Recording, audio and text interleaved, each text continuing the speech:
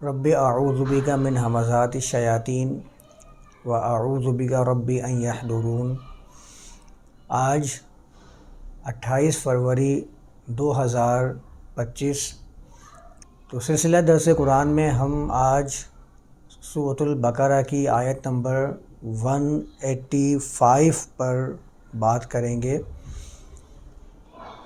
اس سے پہلے ہم لوگوں نے 183 اور 184 اس پر بہت تفصیل سے سیر حاصل بحث کی۔ عربی کے حوالے سے بھی ہم نے کچھ باتیں سامنے رکھی تھیں تاکہ سننے والے، سمجھنے والے، غور و فکر کرنے والے جو ہیں وہ اچھی طریقے سے ہر پہلو سے اس کی جانچ کر سکیں کہ قرآن میں الصیام سے کیا مراد ہے، ایام معدودات یہ کس کے ساتھ مل کر آیا ہے، اس سے کیا مراد ہے۔ ساتھ میں مریض اور سفر کا بھی وہاں ذکر آیا ہے، تو ہم نے اس پر بھی بات کی تھی کہ آپ اگر اس کا ترجمہ کرتے ہیں مریض و مسافر، تو مریضاً او مسافراً ہونا چاہیے تھا، او اعلیٰ سفر آیا ہے تو اس کے اندر بھی سمجھنے کے لیے، غور کرنے کے لیے ایک نقطہ موجود ہے کہ ہم ذرا جانچ کر لیں کہ او اعلیٰ سفر پر قرآن نے کہا ہے، سفر میں قرآن نے نہیں کہا۔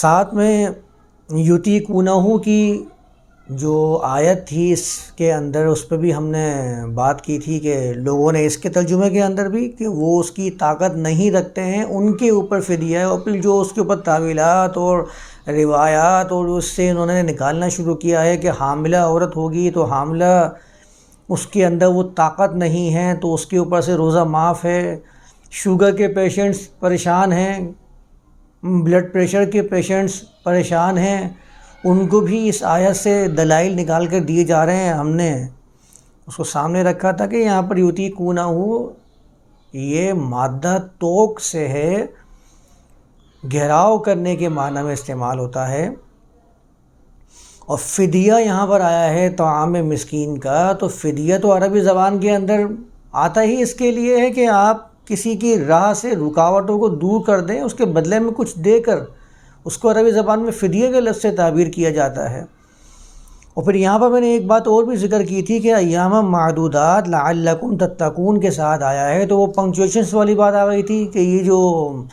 اوقاف لگائے گئے ہیں یہ سارے کے سارے انسان کی اپنی کوششیں ہیں، تو ظاہر انسان کی کوششیں کامل نہیں ہیں، اور انہوں نے کہیں پر اعراب لگائے ہیں، کہیں پر پنکچویشنس لگائی ہیں، رموز اوقاف لگائے ہیں، تو اس سے ایسا معلوم ہوتا ہے کہ جہاں جہاں ان کو یہ لگا کہ ہاں یہاں پر وقف کر دینا چاہیے، بات مکمل ہو جانی چاہیے، تو وہاں انہوں نے روک دیا بات کو۔ اس پر مجھے وہ ایک حوالہ بھی یاد آ رہا ہے قرآن کا، سورہ آل عمران میں ہم پڑھتے ہیں وَمَا يَعْلَمُ تَأْوِيلَهُ إِلَّا اللَّهُ، جس میں کتاب متشابہات کے الفاظ آئے ہیں کہ ایک تو محکم آیات ہیں اور دوسرا اس میں لکھا ہے متشابہات ہیں، تو وَمَا يَعْلَمُ تَأْوِيلَهُ إِلَّا اللَّهُ، اب یہاں پر آگے میم لگا ہوا ہے جس کا بتایا جاتا ہے کہ یہ وقف لازم ہے۔ اب ظاہر ہے یہ اللہ کی طرف سے تو وقف لازم نہیں ہوا تھا، یہ تو انسان کی اپنی کاوش تھی، انہوں نے وقف لازم لگا کر یہ بتایا کہ یہاں پر وقف کرنا لازم ہے، جس سے مراد یہ لی جاتی ہے کہ اس کی تعویل صرف اللہ جانتا ہے۔ آگے واو لگا ہوا ہے والراسخون فی العلم، تو وہاں پر لوگ ہمیشہ وقف کرنے کے بعد اگلا جملہ ہی شمار کر رہے ہوتے ہیں، وہاں پر بھی اس رموز کے حوالے سے بحث موجود ہے کہ یہاں پر وقف کرنا ہے یا نہیں کرنا۔ تو یہ بات ذہن میں رکھنی ہے کہ یہ جو اوقاف لگائے گئے ہیں یہ انسان کی اپنی کاوش ہے، اور انسان کی کاوش میں آپ نظر ثانی کر سکتے ہیں، یہ اللہ کی طرف سے نہیں آیا کہ یہاں پر ہی آپ کو وقف کرنا ہے تو آیت مکمل ہو گئی۔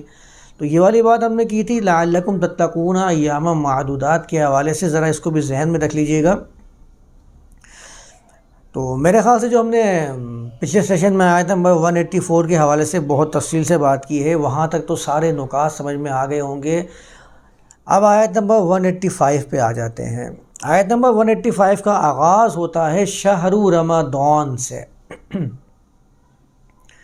اور شہر رمضان سے اس کا آغاز ہوتا ہے، اور جیسے ہی میں نے شہر رمضان کہا آپ کے ذہن میں ایک چیز تو آگے کہ رمضان کا مہینہ، کیونکہ شہر کا مطلب قرآن میں جہاں آتا ہے وہاں ہم مہینہ کرتے ہیں۔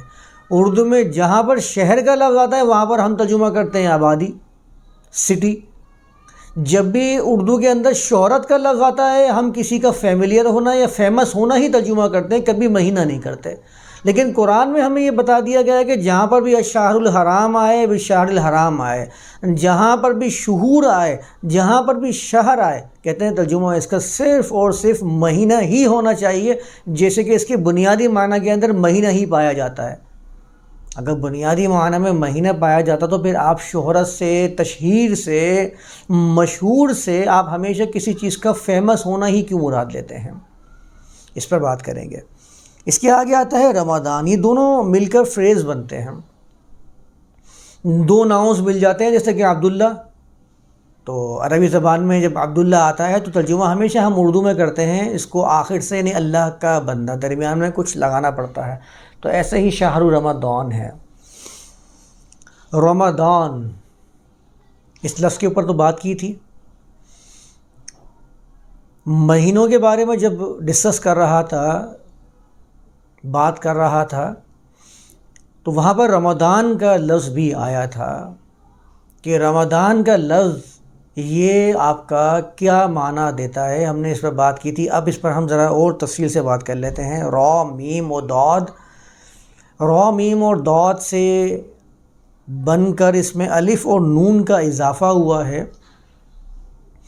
عام طور پر یہ جو اضافہ ہوتا ہے یہ اس میں علم میں بھی ہوتا ہے، اس میں صفت کے اندر بھی ہوتا ہے، جیسے کہ سفیان، عثمان، عین، سا اور میم میں الف نون کا اضافہ کر کے ایک اسم علم، یعنی کہ کسی بھی انسان کا نام یا کسی بھی چیز کا نام بنا لیا جاتا ہے، اس کو اسم علم کہتے ہیں عربی زبان کے اندر۔ اچھا، آج بھی ہم کچھ عربی زبان کے حوالے سے بات کریں گے، یہ بھی ذہن نشین رکھیے گا تاکہ بات اچھی طرح سمجھ میں آ جائے۔ دوسرا، غضبان، حیوان قرآن کے اندر موجود ہے، وہ فعلان کی وزن کے اوپر بنا ہے، ہا، یا اور واو کے ساتھ الف و نون کا اضافہ کر کے لفظ بنائے گئے ہیں۔ آپ سب سے پہلے یہ جو وزن ہے نا فعلان، جس کے وزن پہ رمضان آیا ہے، تو اس کی خاصیت کو پہلے سمجھ لیں کہ اس لفظ کی، اس وزن کی خاصیت، عربی زبان کے اندر جو مادے سے بننے والے مختلف لفظ ہوتے ہیں ان کی اپنی کچھ نہ کچھ خاصیتیں ہوتی ہیں۔ آسان طریقے سے آپ سمجھنا چاہیں تو رحمان اور رحیم کو آپ سمجھ سکتے ہیں کہ رحمان اور رحیم کا مادہ سیم ہے، اوریجن سیم ہے، را، ہا اور میم، جس سے رحیم بھی بنا ہے، رحمان بھی بنا ہے، لیکن رحمان اور رحیم کے معنی کے اندر فرق آتا ہے اس کے اوزان کی وجہ سے۔ رحمان کے اندر کیا معنی پایا جاتا ہے وہ اس کے وزن کو دیکھنا پڑے گا کہ فعلان کا وزن کیا معنی دیتا ہے۔ رحیم کا وزن کیا ہے؟ فعیل، جس کے وزن پہ کریم بھی آیا ہے، رحیم بھی آیا ہے، عظیم بھی آیا ہے، تو اس کے لفظ، اس وزن کے اندر جو خاصیت ہے وہ اس کے ہر لفظ کے اندر شامل ہوتی رہے گی۔ مثال کے طور پر اگر رحیم کے فعیل کے وزن میں یہ خاصیت ہو کہ کسی کام کا تسلسل کے ساتھ جاری رہنا، تو رحیم کا مطلب ہوگا رحم کا مسلسل کنٹینیو چلتے رہنا، اس کی طرف سے یہ رحم والا معاملہ آتے رہنا اور اس میں کسی قسم کا کوئی انقطاع نہ ہونا، یہ فعیل کے وزن پر اگر پایا جائے تو یہ معنی ہوگا۔ فعلان کے وزن میں اگر یہ پایا جائے کسی چیز کا ہنگامی طور پر نمودار ہونا، تو رحمان کا مطلب ہوگا کہ رحم کا ہنگامی طور پر سامنے آ جانا، نمودار ہو جانا۔ یہ لفظوں کی خاصیتیں ہوتی ہیں، یہ اوزان کی خاصیتیں ہوتی ہیں عربی زبان کے اندر۔ یہاں پر رمضان آیا ہے، رمضان یعنی فعلان کے وزن پہ۔ فعلان کے وزن کی خاصیت کسی چیز میں شدت کا ہونا، شدت پائی جاتی ہے ایسے لفظوں میں جو فعلان کے وزن پہ آتے ہیں، غلبہ پایا جاتا ہے ایسے لفظوں میں جو فعلان کے وزن پہ آتے ہیں، ہنگامی طور پر کسی چیز کا نمودار ہو جانا پایا جاتا ہے ایسے لفظوں میں جو فعلان کے وزن پہ آتے ہیں، کسی چیز میں حرکت اور اضطراب کا مسلسل رہنا پایا جاتا ہے ایسے لفظوں میں جو فعلان کے وزن پہ آتے ہیں۔ قرآن کے اندر وَإِنَّ الدَّارَ الْآخِرَةَ لَهِيَ الْحَيَوَانُ، آپ جا کر دیکھ لیجئے، یہ سورۃ الزمر کے نہیں، سورہ عنکبوت کا آخری حصہ پڑھ رہا ہوں، حیوان کا لفظ آیا، حیوان نہیں آیا، حیوان، فعلان جیسے رمضان ہے۔ تو ان بنیادی اوصاف کو اس اوزان وزن کے آپ یاد رکھیے گا تو اس کے حساب سے ترجمہ ہوتا ہے، یعنی شدت، غلبہ، ہنگامی طور پر کسی چیز کا نمودار ہو جانا، یہ اس وزن کی خاصیت ہے رمضان کی۔ اب آ جائیے ذرا اس کے مادے کے اوپر، را، میم اور داد، رمضان۔ بنیادی معنی اس کا عربی زبان کے اندر کسی چیز کا نہایت گرم ہو جانا یہ پایا جاتا ہے۔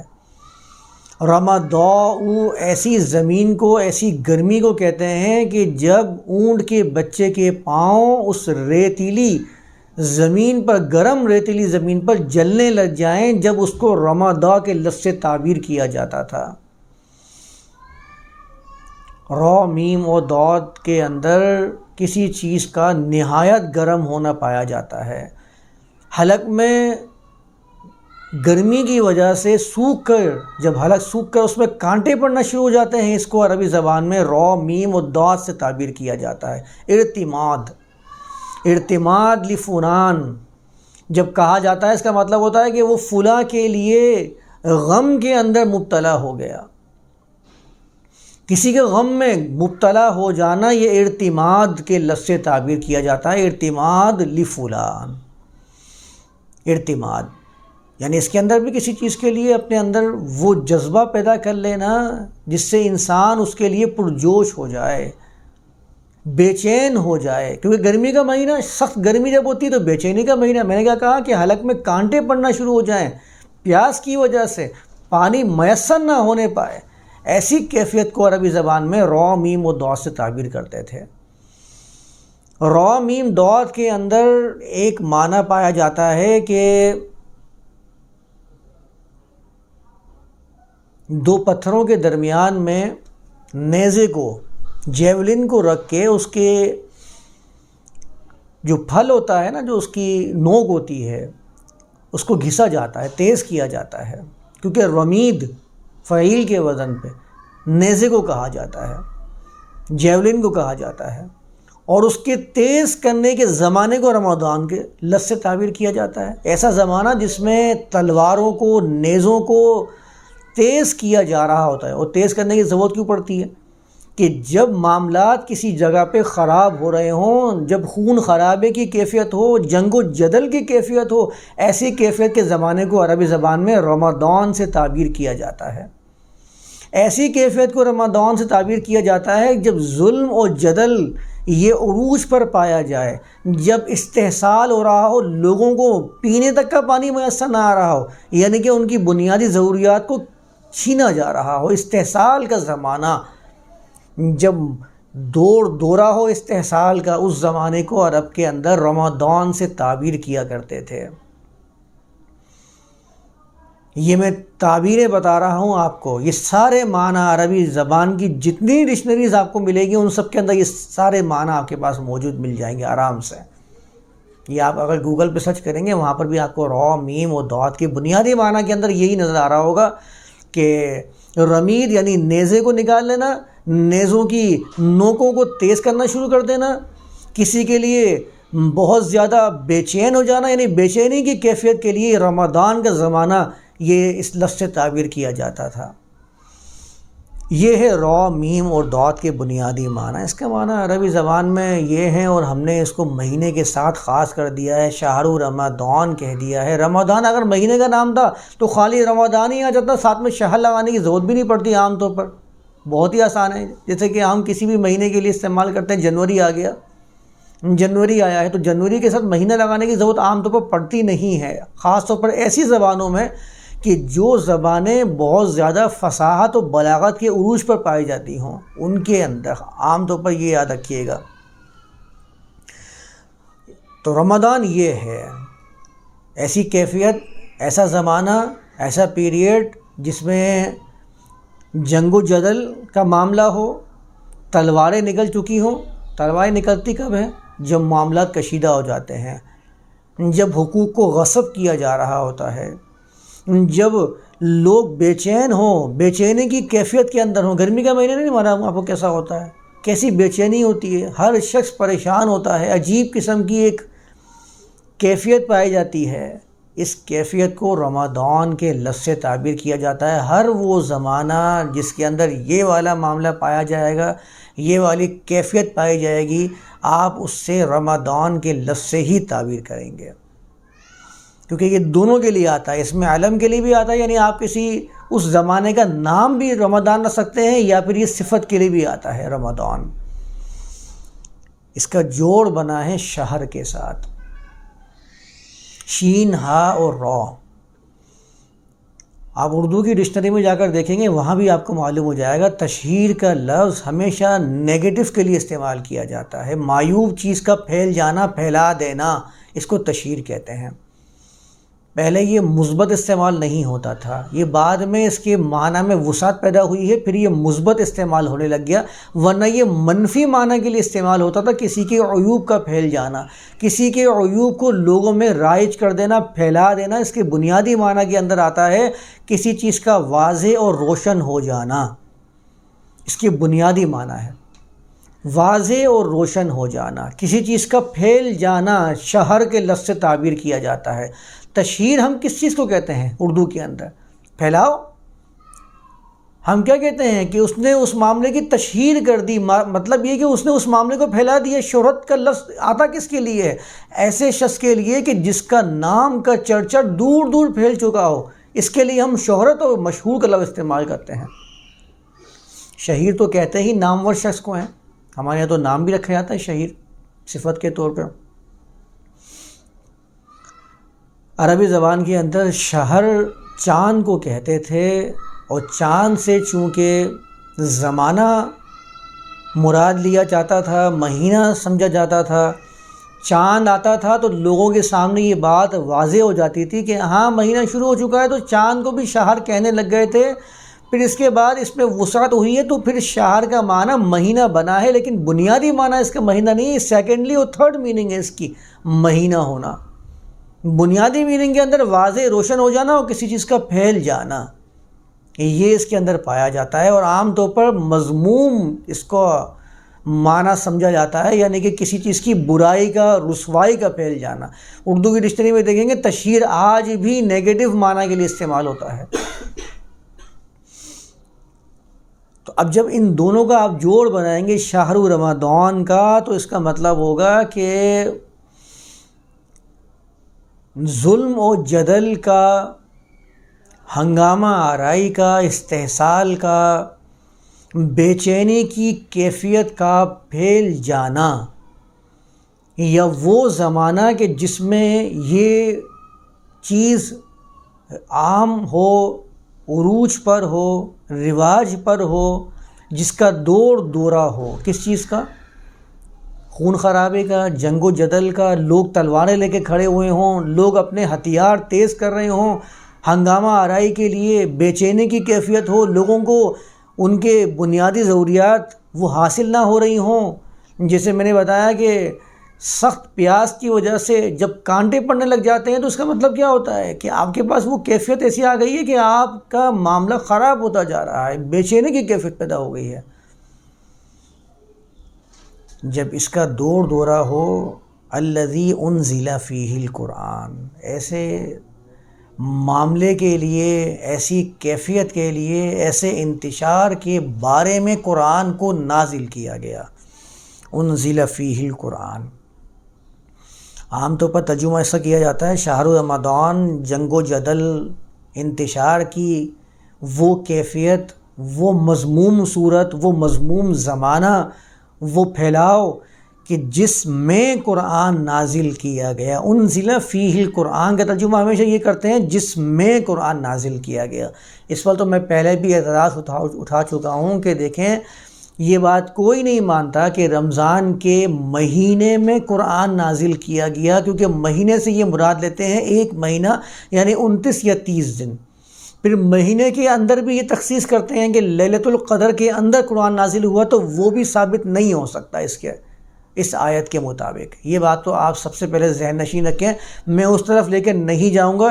اس کے اندر جو فی ہی آیا ہے، فی عربی زبان کے اعتبار سے ظرف کے لیے استعمال ہوتا ہے، یعنی یہ ایڈورب آف ٹائم اور پلیس کے لیے استعمال ہوتا ہے کہ اس میں یا اس زمانے میں یا اس جگہ میں، لیکن فی قرآن کے اندر بھی بارے میں کے لیے استعمال ہوا ہے۔ میں 2 آیات ابھی آپ کے سامنے رکھ دیتا ہوں، آپ کو سمجھ میں آ جائے گا کہ فی کا معنی عربی زبان میں کیسے آتا ہے۔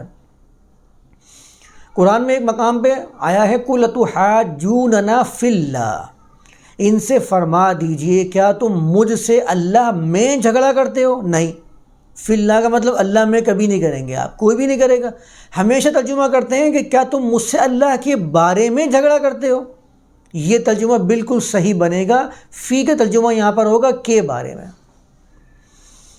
دوسرا مقام جو ہم پہلے سورۃ البقرہ کے اندر دیکھ چکے ہیں، کتب علیکم القصاص فی القتلی، تم پر مقتول جو قتل کر دیے گئے ہیں ان میں قصاص فرض کیا گیا ہے؟ نہیں، ان کے بارے میں تم پر قصاص فرض کیا گیا ہے۔ عام طور پر ترجمہ یہی کرتے ہیں، اس کا مطلب ہے کہ فی کا مطلب کے بارے میں بھی ہوتا ہے، خود قرآن کے اندر یہ دلائل موجود ہیں، یعنی یہ ایڈورب آف ٹائم اور پلیس کے علاوہ کے بارے میں کے لیے بھی استعمال کیا جا رہا ہوتا ہے۔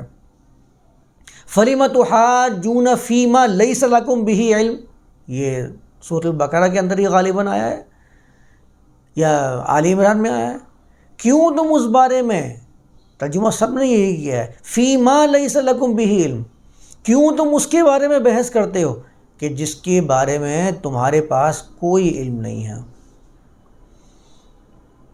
تو فی کا ایک مطلب تو ہوتا ہے آپ کا میں، یعنی کہ فی ہی اس میں، اور دوسرا مطلب ہوتا ہے اس کے بارے میں۔ اب آپ خود فیصلہ کر لیجئے، شہر رمضان الذی انزل فیہ القرآن، کہ یہ وہ کیفیت جس کے بارے میں قرآن نازل ہوا ہے۔ قرآن کو ناس سے لے کر الحمد سے لے کر آپ سورۃ الناس تک کا جائزہ لے لیجئے، قرآن میں جو بنیادی پیغام ہے وہ یہی ہے کہ انسانیت کس طرح بام عروج حاصل کر لے، کس طرح اپنے درمیان جو انتشاری کیفیت ہے اس کو ختم کر لے۔ آپ پورے قرآن کا جائزہ لے لیجئے، بنیادی پیغام آپ کو یہی ملے گا۔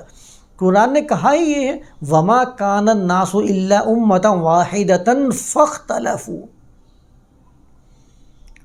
انسانیت ایک جماعت تھی، پھر انہوں نے آپس میں اختلاف کیا۔ اختلاف جب انہوں نے کیا فَبَعَثَ اللَّهُ النَّبِيِّينَ مُبَشِّرِينَ وَمُنذِرِينَ لِيَحْكُمَ بَيْنَ النَّاسِ فِيمَا اخْتَلَفُوا فِيهِ، جب وہ مختلف ہو گئے ہیں، اور مختلف کس بنیاد پہ ہوتے ہیں؟ طبقاتی تقسیم کی بنیاد پر۔ میں نے رزق کے سر چشموں پر قبضہ کر لیا ہے، میں دوسرے کو نہیں دوں گا، جھگڑا شروع، بے چینی شروع، انتشار کا معاملہ شروع۔ دوسرا اپنے حقوق کے لیے اپنی تلواریں نکال لے گا، اپنے بالوں کو، اپنے بھالوں کو، اپنے نیزوں کو، اپنے جیولنز کو تیز کرنا شروع کر دے گا، اپنی سورڈز کو سامنے لے کے آ جائے گا، انتشاری کیفیت شروع ہو جائے گی۔ وہ اپنے آپ کو اونچا کرنے کی کوشش میں لوگوں کو دبانے کی کوشش کرے گا، تو جنگ و جدل بھی ہوگا، خون خرابہ بھی ہوگا۔ یہی قرآن نے کہا تھا کہ جب لوگوں نے آپس میں اختلاف کر دیا، الگ الگ ہو گئے، مختلف ہو گئے، کچھ کسی جگہ بڑھ گئے، کچھ کسی جگہ بڑھ گئے، تو اللہ نے فَبَعَثَ اللَّهُ النَّبِيِّينَ مُبَشِّرِينَ وَمُنذِرِينَ لِيَحْكُمَ بَيْنَ النَّاسِ فِيمَا اخْتَلَفُوا فِيهِ، پھر اللہ نے فائے تاکیب، جب یہ معاملہ ہو گیا تو پھر اللہ نے نبیین کو مبعوث فرمایا، مبشرین و منذرین، لیحکم بین الناس فیما اختلفوا فی، اس کتاب کے ساتھ جو حاکم بن جائے ان کے اوپر جس میں وہ اختلاف کر رہے ہیں، جس کی بنیاد پر وہ ایک دوسرے سے جدا ہو گئے ہیں۔ تو قرآن تو آیا ہی اس لیے تھا کہ لوگ جب انتشاری کیفیت کے اندر ہوں گے تو قرآن کو بھیجا گیا۔ ہر زمانے میں ایسی اللہ کا کلام آیا، اور اسی بنیاد پر، اسی پیغام کو دینے کے لیے کہ تم آپس میں ایک دوسرے کا مال غصب کرنا، ایک دوسرے کے حقوق کو سلب کرنا، یہ ختم کر دو۔ انزل فیہ القرآن، یہی وہ کیفیت تھی کہ جس کے بارے میں قرآن نازل کیا گیا۔ اور نزول کا مطلب آپ ایک دفعہ پہلے بھی میں سامنے رکھ چکا ہوں، نون زا اور لام کا مطلب دیکھیں، نزول سے کبھی بھی مراد آپ یہ لیں گے کہ اوپر سے نیچے کی طرف آیا تو آپ کی توجہ جائے گی کہ اللہ آسمانوں پر مستوی ہے، اللہ آسمان سے کلام الہی کو زمین کی طرف اتارتا ہے، یہ والا نظریہ آپ کے اندر پیدا ہوگا، یہ نظریہ پیدا نہیں کرنا ہے۔ نون زا اور لام کے بنیادی معنی کے اندر کسی چیز کا خارج سے بھی کسی کے سامنے آ جانا یہ پایا جاتا ہے۔ مثال کے طور پر اگر آپ کہیں گے نزل المنزل، وہ منزل میں داخل ہوا، اوپر سے نیچے نہیں اترا۔ نزلہ کا منزل کا لفظ استعمال کس لیے کرتے ہیں آپ؟ منزل تو ہم عام طور پر بھی فلورز کے لیے استعمال کرتے ہیں، وہ پہلی منزل پہ رہتا ہے، اس کا مطلب یہ تھوڑی کہ وہ اوپر سے نیچے اتر رہا ہے، منزل پر رہتا ہے۔ مطلب یہ ہے کہ وہ اس فلور پر داخل ہونے کا مقام جس پر وہ رہتا ہے اس کو منزل کہتے ہیں، فلورز کو۔ تو نزلہ کا مطلب ہوتا ہے عربی زبان کے اندر اترنا بھی ہوتا ہے اور کسی چیز کا کسی کے سامنے آ جانا بھی ہوتا ہے۔ اس سے ایک نقطہ اور بھی واضح کر دوں کہ یہ جو انزل فیہ القرآن ہے، نزول، یہ ہمیشہ خارج سے کسی کے سامنے آنا یہ ثابت کرتا ہے۔ اس سے ان لوگوں کا رد ہو جائے گا جو یہ پیش کرتے تھے کہ اللہ کے رسول جو کلام لوگوں کے سامنے بیان کیا کرتے تھے یہ ان کا داخلی ایک نظریہ اور ان کی داخلی کوشش کا ایک نتیجہ تھا جو کتاب اللہ کی صورت میں بن کے سامنے آیا۔ نزول کا لفظ ہمیشہ خارج سے کسی کے سامنے کوئی چیز آ جانا، خارج سے کوئی چیز حاصل کر لینا، اس کے لیے استعمال ہوتا ہے۔ داخلی کیفیت کے لیے کبھی بھی نزول کا لفظ نہیں آتا۔ جب یہاں انزل فیہ القرآن لکھا ہے تو اس کا مطلب ہے کہ اللہ کے رسول کے سامنے اللہ کے کلام کو پیش کیا گیا، یہ ان کا خارج سے نہیں، یہ داخل سے نہیں تھا بلکہ خارج سے تھا۔ یہ بات آپ سب سے پہلے ذہن نشین رکھیے گا۔ تو یہ جو شہر رمضان ہے، انتشاری کیفیت ہے، لوگوں کا آپس میں ظلم و جدل، اس کی جو مذموم صورتحال، مذموم کیفیت سمجھ لیں شہر کو، مذموم پھیلاؤ یا مذموم زمانہ، آپ کچھ بھی شاہ کا ترجمہ کر کے دیکھ لیں، بنیادی بات سامنے آ جائے گی کہ یہ وہ کیفیت ہے کہ انزل فیہ القرآن، جس کے بارے میں قرآن کو پیش کیا گیا تاکہ اس معاملے کو ختم کیا جائے، لوگوں میں انتشار جو برپا ہے وہ ختم ہو جائے۔ قرآن شروع سے لے کر آخر تک یہی پیغام دے رہا ہے، اور آگے بھی اس نے یہی کہا ھدی للناس، لوگوں کے لیے ہدایت کا ایک سامان بن کے آیا۔ خدا پر تو بہت دفعہ بات کر چکا ہے، ہدایت کا لفظ کسی چیز کا واضح ہونا، روشن ہونا، ڈھکا چھپا نہ ہونا، الگ ہی نظر آ رہا ہو، ممتاز ہو۔ جیسے کہ کبھی آپ نے دیکھا ہوگا سمندر میں کوئی چٹان نکلی ہوئی ہوتی ہے، دور سے ہی نظر آ رہی ہوتی ہے، ممتاز ہوتی ہے، اس کے لیے بھی عربی زبان میں یہ ہا دال یا سے تعبیر کیا جاتا ہے، ہدایت سے، ہدا۔ تو کسی چیز کا بالکل نمایاں ہونا یہ ہدایت کے اندر پایا جاتا ہے۔ تو قرآن کہتا ہے انزل فیہ القرآن ھدی للناس، ناس کے لیے یہ ہدایت ہے، ناس کے لیے۔ قرآن میں جگہ جگہ آپ دیکھیے گا وَلَقَدْ ضَرَبْنَا لِلنَّاسِ فِي الْقُرْآنِ مِنْ كُلِّ مَثَلٍ، ہم نے قرآن کے اندر ہر قسم کی مثالوں کو ناس کے لیے بیان کیا ہے۔ اس سے والا عقدہ بھی کھل جائے گا جو ہمارے ہاں جن اور انس کے بارے میں یہ پیش کیا جاتا ہے کہ جن اور انس دو الگ الگ مخلوقات ہیں، تو پھر جن کے لیے تو قرآن نہیں ہوا، کیونکہ قرآن تو ھدی للناس ہے۔ وَلَقَدْ ضَرَبْنَا لِلنَّاسِ فِي هَذَا الْقُرْآنِ مِنْ كُلِّ مَثَلٍ، تو قرآن میں تو انسانوں کے لیے مثالیں بیان کی گئی ہیں، تو پھر جن کے لیے تو یہ قرآن نہیں ہونا چاہیے۔ اگر جن الگ مخلوق ہے ان کو بھی اس کے اوپر غور و فکر کرنا چاہیے، جو ان دو مخلوقات کو الگ الگ تعبیر کر رہے ہوتے ہیں، بیان کر رہے ہوتے ہیں۔ تو ھدی للناس لوگوں کے لیے ہدایت ہے۔ اس قرآن میں یہ قرآن کی صفت بن کے آئی ہے، حالت بن کے آئی ہے کہ کس حال میں یہ قرآن کس بارے میں نازل کیا گیا، تو اس کی حالت کیا ہے۔ وَبَيِّنَاتٍ مِّنَ الْهُدَى وَالْفُرْقَانِ، اور ساتھ میں ہدایت ہی نہیں بلکہ ہدایت میں سے بھی چیزیں بالکل الگ الگ کر کے بیان کر دی گئی ہیں، فاصلے کر کر کے چیزوں کو ممتاز کر کر کے ہدایت میں سے اور واضح کر دیا گیا ہے۔ اس کو کہتے ہیں بینات من الہدا، اور ساتھ میں لفظ آیا ہے والفرقان۔ یہ پوری ایک سورۃ الفرقان کے نام سے 19 پارے کے اندر ایک سورت بھی موجود ہے، تبارک الذی نزل الفرقان، وہاں پر بھی فرقان کہا گیا، یہاں پر بھی فرقان کہا گیا۔ یہ فعلان کے وزن پر ہی بننے والا ہے۔ یہ فعلان، فعلان اور فعلان کے جو اوزان آتے ہیں عربی زبان میں، اس میں مبالغہ پایا جاتا ہے کسی چیز کا بہت زیادہ ہونا، اور کسی چیز کا ہنگامی طور پر کسی کام کو انجام دینے کے لیے لفظ استعمال کیے جاتے ہیں، یہ والے وزن۔ تو فرقان کا مطلب ہی یہ ہوتا ہے کہ بہت زیادہ فرق کر دینے والا، ہنگامی طور پر دو چیزوں کے درمیان میں جدائی کر دینے والا فرقان۔ آپ فرق کو تو جانتے ہی ہیں نا، فرق عربی زبان میں مانگ کو کہتے ہیں۔ بالوں کے درمیان میں مانگ نکالتے ہیں تو ہر بال اپنی سمت میں الگ الگ ہو جاتا ہے اور درمیان میں راہ بالکل ہموار ہو جاتی ہے، اس کو فرق کہتے ہیں عربی زبان میں مانگ کو۔ تو ایسے حق حق ہو گیا، الگ ہو گیا، اور باطل باطل ہو گیا، بالکل نکھر کے سامنے آ گیا اور راستہ بالکل کھل گیا، اس کو کہتے ہیں فرقان۔ تو قرآن چیزوں کو واضح کر دیتا ہے، ایسا واضح کر دیتا ہے کہ دونوں بالکل الگ الگ نکھر کے سامنے آ جائیں۔ اس کے بعد ہے فمن شہید منکم الشہر فلیصمہ، یہ ہے وہ آیت جس کی بنیاد پر آیت نمبر 184 کو منسوخ کرا دیا جاتا ہے۔ اس میں کہا گیا ہے پس جس نے بھی مشاہدہ کر لیا، جس نے بھی اس زمانے کو پا لیا، منکم الشہر، الشہر وہی شہر رمضان ہے جس کا ذکر اوپر آیا ہے، اس لیے ال لگا ہوا ہے۔ تم میں سے جس نے بھی مشاہدہ کر لیا، تم میں سے جس نے بھی دیکھ لیا، تم میں سے جس نے بھی پا لیا الشہر، یعنی شہر رمضان کو جس نے بھی پا لیا، فلیصمہ، تو اسے چاہیے کہ وہ صیام کرے۔ کس کا صیام کرے؟ اس شہر کا صیام کرے جس کا ذکر یہاں پر موجود ہے، شہر رمضان کا۔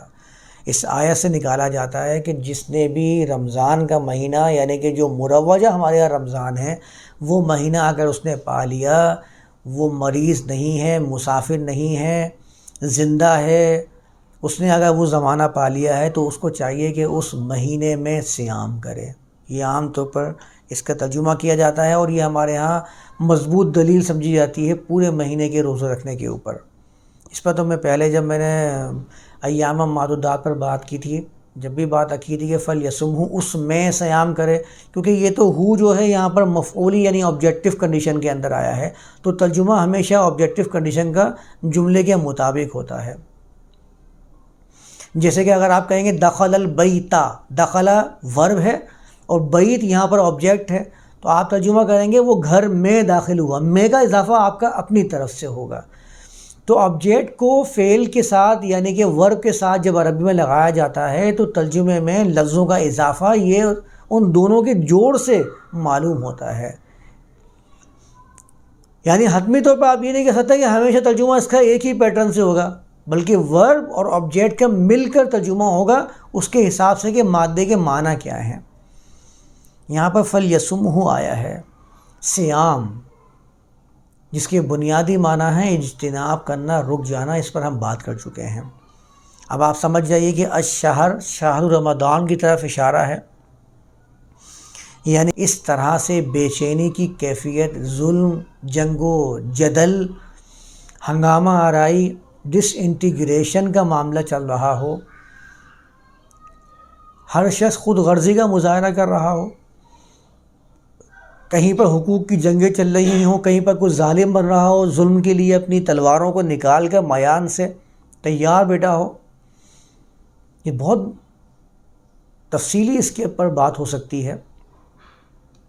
تو فمن شہید منکم الشہر فلیصمہ، پس جس نے بھی تم میں سے ایسے زمانے کا، ایسی مذموم صورتحال کا، ایسے مذموم اور خطرناک پھیلاؤ کا، رواج کا مطلب ہی پھیل جانا ہے، ایسے مخصوص زمانے کا، کیونکہ الشہر آیا ہے، مشاہدہ کر لیا،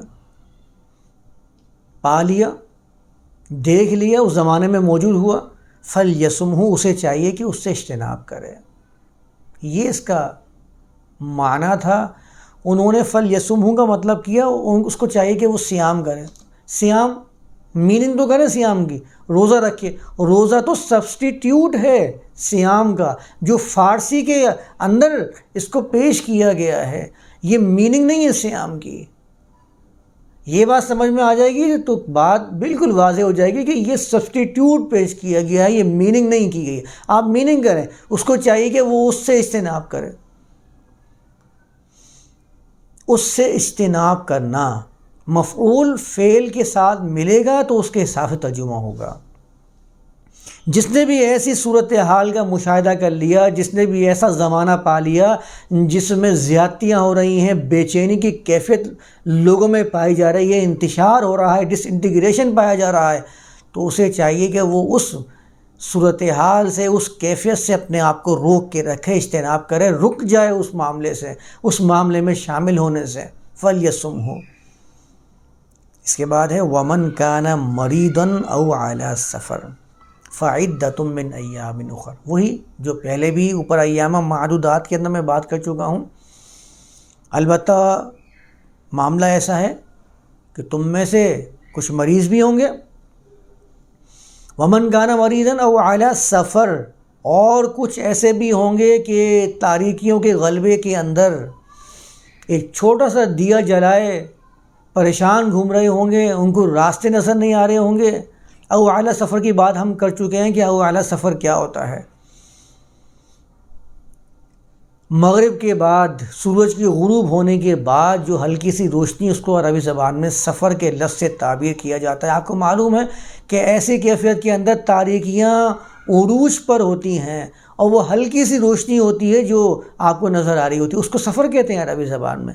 یا وہ چھوٹے سا دیا جلائے ہوئے ہے اور تاریکوں کا غلبہ ہے، اگر ایسا معاملہ اس کے اوپر آ رہا ہے تو میں سے ایسے لوگ بھی ہوں گے۔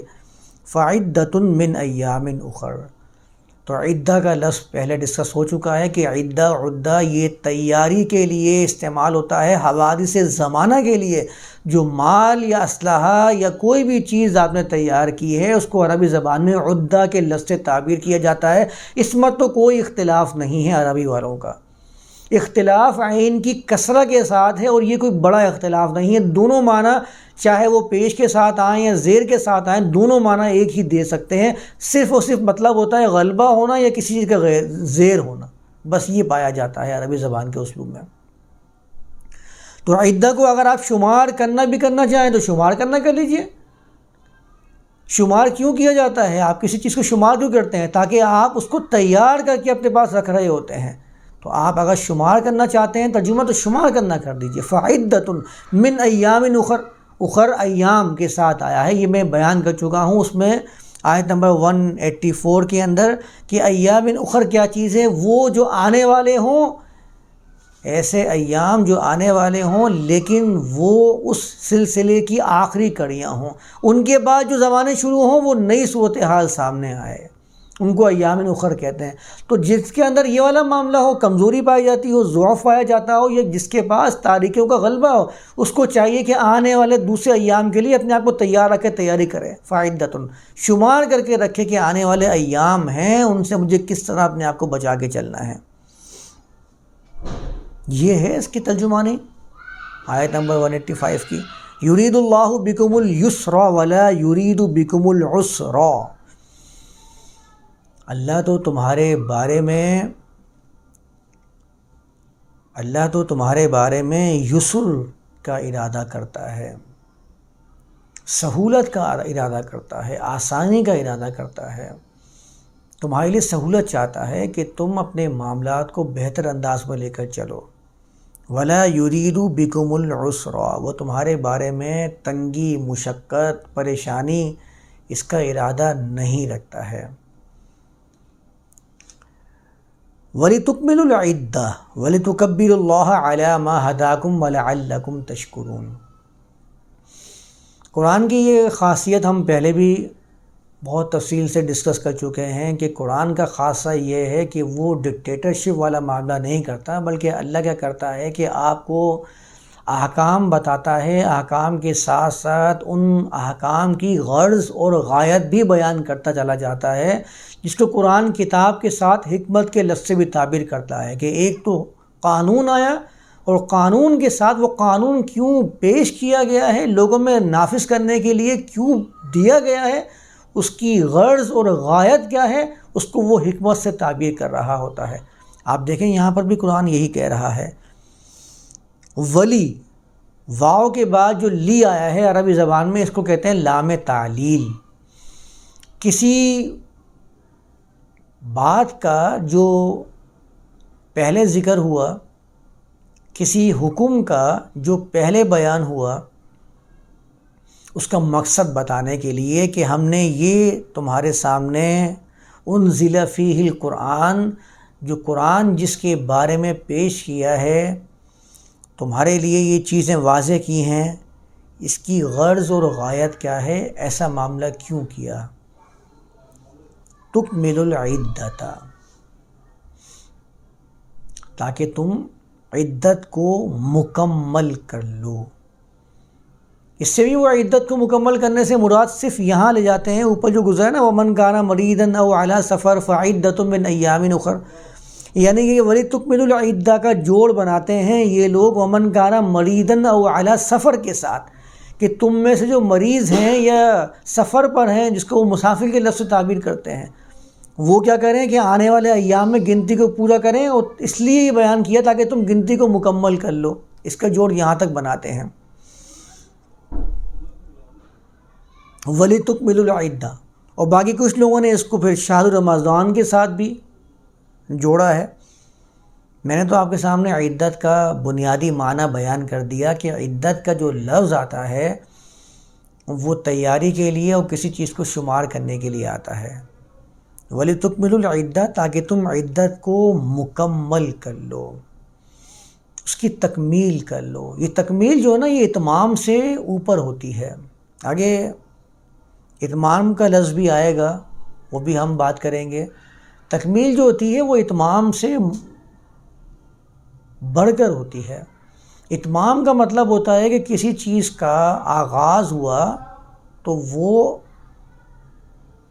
اپنی انتہا کو پہنچ جائے۔ تکمیل کیا ہوتی ہے؟ جس مقصد کے لیے اس کو اس انتہا تک پہنچایا ہے وہ مقصد بھی حاصل ہو جائے، اس کے لیے تکمیل کا لفظ استعمال کیا جاتا ہے۔ ہاں اب یہ مکمل ہو چکا ہے، تو جب مقصد حاصل ہونے لگ جائے اس کو تکمیل کہتے ہیں عربی زبان کے اندر۔ تو عدت کی تکمیل یعنی وہ مقصد تمہیں حاصل ہونا شروع ہو جائیں، تم مکمل کر لو، تکمیل کر لو، کمال کی حد تک پہنچا دو اس تیاری کو آنے والے ایام سے بچنے کے لیے۔ وَلِتُكَبِّرُوا اللَّهَ، یہ پیغام اللہ نے کیوں پیش کیا ہے؟ تاکہ تم اللہ کو بڑا کر دو۔ یہ تکبرو سے جو مصدر آتا ہے وہ تکبیر آتا ہے۔ تکبیر کا لفظ سنتے ہیں ہم لوگ اور نعرہ تکبیر اور اللہ اکبر کی سزائیں، وہ صدائیں جو ہے بلند کرنا شروع کر دیتے ہیں۔ تکبیر کا مطلب یہ کب ہوتا ہے کہ اللہ اکبر؟ یہ تو تکبیر کا مطلب ہے ہی نہیں۔ عربی زبان میں تکبیر تفعیل کے وزن پر ہے، جیسے تکذیب آتا ہے اور تصدیق آتا ہے، تقریب آتا ہے۔ اس کا مطلب کیا ہوتا ہے؟ تقریب کسی چیز کو قریب کر دینا، تصدیق کسی چیز کی تصدیق کر دینا۔ یہ ہمیشہ آپ کا یہ ٹرانزٹیو ورب ہوتا ہے جس میں آپ کسی دوسرے پہ کام کر رہے ہوتے ہیں۔ تو تکبیر کا مطلب یہ نہیں ہوتا کہ آپ اللہ اکبر کی صدائیں بلند کرنا شروع کر دیں۔ تکبیر کا مطلب ہوتا ہے اللہ کو بڑا کر دینا۔ جب آپ کہیں گے تکبر اللہ، اللہ کو بڑا کر دینا، اللہ کو بڑا کرنے سے کیا مراد ہے؟ اللہ کے قوانین کو غالب کر دینا، اس کا مطلب ہوتا ہے اللہ کو بڑا کر دینا۔ یہ اس آیات کو، تکبر اللہ والی آیات کو لے کر ہمارے یہاں ایک نیا ہی ٹرینڈ چلا ہوا ہے۔ ہمارا ٹرینڈ جو چلا ہوا ہے وہ یہ ہے، وہ کہتے ہیں لتکبر اللہ آیا ہے نا، تو اب یہ کرو آپ کے عید کی نماز، اس کے اندر دیکھا ہوگا عید کی نماز کے اندر وہ اللہ اکبر لا الہ الا اللہ، یہ پوری کی پوری ایک پتہ نہیں کیا کہتے ہیں، مجھے تو الفاظ یاد نہیں آ رہے اس کو، جس میں یہ اللہ اکبر لا الہ تکبیرات کہتے ہیں، ہاں تکبیرات کی لفظ سے تعبیر کرتے ہیں وہ لوگ اس کو، تکبیرات تکبیر سے ہی نکلا ہے، تکبیرات ان کی جمع ہے۔ اب تکبیرات کی جا رہی ہیں عید کی، وہ کہا جا رہا ہے کہ وہاں جو بیٹھے ہوئے ہیں نا عید کے نماز کے لیے جو آئے ہوئے ہیں یا خطبے کے بعد جو بیٹھے ہیں وہ بھی اس کا ورد کرتے رہیں، اس کو کہتے ہیں لتکبروا اللہ۔ بتائیے اس چیز کے لیے یہ قرآن نے کہا تھا، عید کی نماز کے لیے؟ عید کی نماز کا تو ذکر بھی قرآن کے اندر موجود نہیں ہے، اس کے لیے اتنا اہم جو پیغام آیا ہے وَلِتُكَبِّرُوا اللَّهَ کہ اللہ کی کبریائی بیان کرو، اللہ کو بڑا کر کے دکھاؤ تاکہ تم اللہ کو بڑا کر دو، اور میں جو ہوں وہ اللہ اکبر کہہ کے کہہ رہا ہوں میں نے اللہ کو بڑا کر دیا، اس سے اللہ کیسے بڑا ہو سکتا ہے؟ اللہ کی صدائیں اگر اس معاشرے میں گونجنا شروع ہو جائیں تو پھر یہ ظلم اور جدل کا جو گرم بازاری ہے، رمضان میں گرمائی کا مفہوم تو موجود ہے نا، گرم بازاری ہم کہتے بھی عام طور پر گرم بازاری لگی ہوئی ہے، یہ گرم بازاری ختم نہیں ہو جائے اگر اللہ کو ہم نے بڑا کر دیا۔ اللہ کو بڑا کرنے سے برا تو سمجھ گئے نا آپ کہ اللہ کے قانون کو بڑا کر دینا، وہ رب العالمین ہے، رب العالمین کی ربوبیت کو سب سے اہم سمجھنا، وہ انسانیت کا رب ہے تو انسانیت کو سب سے بڑا مذہب سمجھنا کہ سب سے پہلے انسان کی قدر ہے، سب سے پہلے انسان کا جو معاملہ ہے تکریم ہے وہ سب سے بلند ہوگی، کیونکہ اللہ نے اسی کے لیے ہی مذہب کو، اسی کے لیے ہی پیغام کو اور اسی کی بقا کے لیے اپنے کلام کو نازل فرمایا ہے، اتارا ہے، لوگوں کے سامنے پیش کیا ہے۔ تو آپ جب اس چیز کو بڑا کریں گے تو اللہ کا کلام اللہ خود ہی بڑا ہوتا جائے گا انسانوں کے اندر۔ لِتُكَبِّرُوا اللَّهَ عَلَىٰ مَا هَدَاكُمْ کہا ہے قرآن میں۔ میں یہاں پر نعرہ تکبیر کہ اللہ اکبر کے نعرے بلند کر رہا ہوں، اس سے کیسے اللہ بلند ہو رہا ہے؟ ہو رہا ہے کہیں پہ اللہ بلند؟ نہیں ہو رہا۔ ہم نے ہمیشہ ہر چیز کو غلط پیرائے میں اخذ کرنے کی کوشش کی ہے، اور عید کی نماز میں یہ ہوتا ہے، بقر عید کی نماز کے اندر وہ تو ایام تشریق کے اندر لگے پڑے ہیں، وہ تیز آواز سے اللہ اکبر تکبیرات چل رہی ہیں، وہ سمجھ رہے ہیں ہم اللہ کو بڑا کر رہے ہیں، نہیں، اس سے اللہ بڑا نہیں ہو رہا۔ اللہ نے جو آپ کو حکم دیے ہیں، احکام دیے ہیں، ان پر عمل کرنے کے بعد یہ اس لیے دیے ہیں لِتُكَبِّرُوا اللَّهَ تاکہ آپ اللہ کو بڑا کریں، یا ان احکام پہ عمل کرنے کے بعد آپ اللہ کو بڑا کریں گے۔ وَلِتُكَبِّرُوا اللَّهَ عَلَىٰ مَا هَدَاكُمْ، ہاں یہ رہا، وَلِتُكَبِّرُوا اللَّهَ عَلَىٰ مَا هَدَاكُمْ تاکہ تم اللہ کو بڑا کرو۔ اللہ نے تمہیں اس لیے یہ پیغام دیا ہے، کس بنیاد پر، کس ذریعے سے تم اللہ کو بڑا کرو؟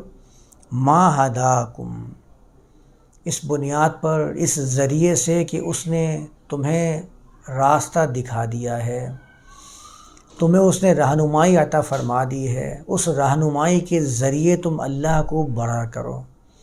قرآن کی رہنمائی دیکھ لیجئے، پورے قرآن کے اندر جو رہنمائی اس نے دی ہے اس کے اندر بنیادی پیغام یہ ہے کہ انسانیت کی تذلیل نہیں ہونی چاہیے، ربوبیت کا جو سلسلہ اس کائنات کے اندر اللہ کی طرف سے تمام مخلوقات کے اندر رواں ہے، وہی طریقہ ربوبیت آپ کو اختیار کرنی ہے۔ یہ وہ طریقہ کار ہیں، یہ وہ پیرامیٹرز ہیں، یہ وہ احکام ہیں، یہ وہ ہدایت ہے کہ جس سے اللہ کو آپ بڑا کر سکتے ہیں معاشرے کے اندر۔ وَلَعَلَّكُمْ تَشْكُرُونَ، اور ہم نے تمہیں اس لیے یہ پیغام دیا ہے شاید کہ تم تشکرون ہو جاؤ۔ تشکرون سے مطلب ہمیشہ شکر کرنا، زبان سے شکریہ ادا کرنا۔ میں تشکرون کیسے کہہ سکتا ہوں کہ تشکرون کا مطلب یہ ہے؟ تشکرون تو عربی زبان میں کسی چیز کا ظاہر ہو جانا، وافر ہو جانا، کسی کے صلاحیتوں کا اتنا زیادہ وافر مقدار میں ہو جانا کہ لوگوں کے سامنے ظاہر ہو جانا، اس کے لیے استعمال ہوتا ہے۔ میں نے تو ایک دفعہ بتایا تھا نا، شکیت الناقہ ایسی اونٹنی کو کہتے ہیں کہ جس کے تھن دودھ سے ایسے بھرے ہوئے ہوں کہ چلتی ہو تو اس کے تھنوں سے دودھ ٹپکتا ہوا جا رہا ہو، اس کے لیے شکیت الناقہ استعمال کیا جاتا ہے، اس کو کہتے ہیں شکیر و شکور۔ تو آپ تو اس طریقے سے طریقہ ربوبیت کو اختیار کر لیں کہ آپ کی ذات سے ہر شخص اپنی اپنی کمیوں کو طاقتوں میں بدلنا شروع کر دے۔ یہ لعلکم تشکرون ہے، شاید کہ تم اس طریقے سے نتیجے حاصل کرنا شروع کر دو، شاید کہ تم اس طریقے سے اپنے صلاحیتوں کو سامنے لے کر آ جاؤ۔ لعلکم تشکرون، اور سعی مشکور کا بھی میں نے معنی کیا تھا نا ایک دفعہ، سعی مشکور بھرپور کوشش، نتیجہ دینے والی کوشش، شاید کہ تم جتنا عمل کرو وہ چیزیں تمہارے لیے نتیجہ خیز بن جائیں، نتیجہ دینے والی بن جائیں، وَلَعَلَّكُمْ تَشْكُرُونَ کے اندر یہ پیغام ہے۔ تو یہ ہے لعلکم تشکرون، اور یہ شہر رمضان کی پوری آیت میں نے 185 ابھی آپ کے سامنے بیان کر دی ہے، اور امید ہے کہ یہ بات سمجھ میں آ گئی ہوگی کہ نہ تو شہر سے مراد کوئی مہینہ ہے اور رمضان، نہ ہی رمضان سے مراد کسی مہینے کا نام، بلکہ رمضان اور شہر جب مل جاتے ہیں تو یہ اس کیفیت کو، اس چیز کو بیان کرتے ہیں جس میں انتشار برپا ہو، بے چینی کی کیفیت ہو۔ جب یہ پھیل جاتی ہے بے چینی کی کیفیت، تو اس بارے میں قرآن لوگوں کے سامنے پیش کیا گیا تھا، جس نے لوگوں کو آگے اس انتشار سے دور کرنے کے فارمولے بیان کیے ہیں۔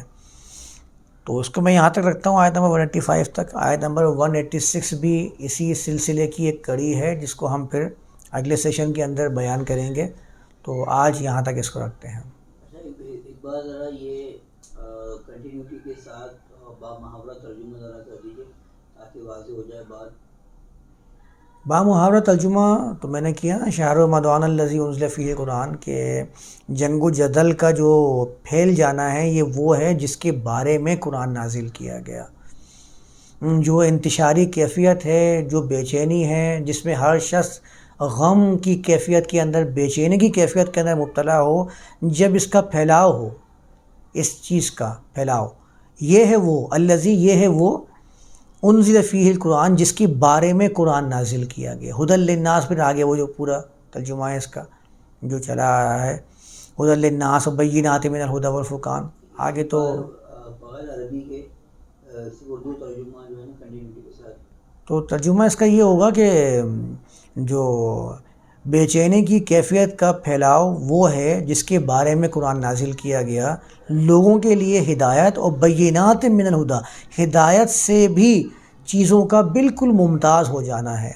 والفرقان، اور باطل اور حق کے درمیان فرق کر دینے والا، خوب فرق کر دینے والا، فمن شہید منکم الشہر فلیصمہ، بس جس نے بھی تم میں سے ایسی کیفیت کو، ایسے پھیلاؤ کا مشاہدہ کر لیا، پا لیا، فلیصمہ، تو اسے چاہیے کہ وہ اس سے رک جائے۔ ومن کان مریضا او علی سفر، اور جو بھی مریض ہو یا سفر پر، یعنی کہ تھوڑی سی روشنی پر ہو، فعدۃ من ایام اخر، تو اسے چاہیے کہ وہ آنے والے ایام، دوسرے ایام جو آنے والے ہیں ان سے تیاری کر لے، ان کو شمار کر لے کہ ہاں ان کا بھی خیال رکھنا ہے۔ اللہ تمہارے بارے میں آسانی چاہتا ہے، تمہارے بارے میں تنگی و مشقت نہیں چاہتا، اور یہ اس نے اس لیے بیان کیا ہے تاکہ تم عدت کو، اپنی تیاری کو، اس طریقہ کار کو مکمل کر لو، اور تاکہ تم اللہ کو بڑا کر دو علی ما ہداکم، اس ہدایت کے ذریعے جو اس نے تمہیں دی ہے، اور شاید کہ تم تشکرون، یعنی کہ چیزوں کو واضح کرنے والے، اپنے اعمال کے نتیجے حاصل کرنے والے بن جاؤ۔ یہ اس کا ترجمہ ہے جو میں نے یہاں پر بیان کیا ہے، تو آج اس کو یہاں تک رکھتے ہیں۔